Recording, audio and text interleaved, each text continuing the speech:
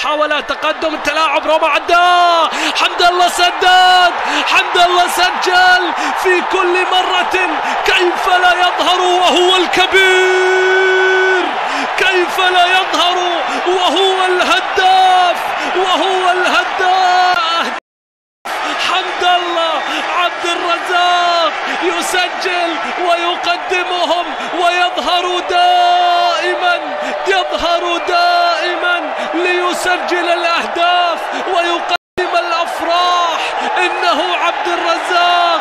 الله الله على روما والتلاعب على حمد الله، والنهاية سعيدة يا عميد، سعيدة يا عميد عن طريق الرقم 9 اللي بيسجل، اللي بيقدم الإتي بثاني الأهداف، اللي بيصل إلى الهدف رقم 19 مع الإتي منذ قدومه في 23 مباراة. عداه، حمد الله سدد، حمد الله سجل في كل مرة.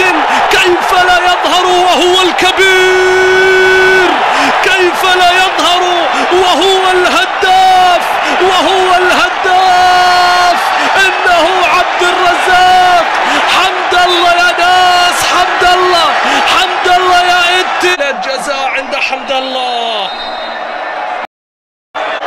عبد الرزاق أمام لقطة تسجيل ثالث أهداف العميد وثاني أهدافه في مباراة اليوم. عبد الرزاق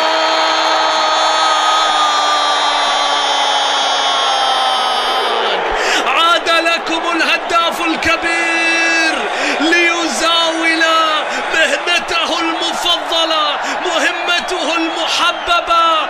نعم، أهدافه الواحد تلو الآخر في شباك الخصوم، ولا يكتفي، ولا يكتفي. يفرح مرة ومرتين وثلاثة، ولا يسجل الأهداف بمختلف الطرق، ولا يكتفي.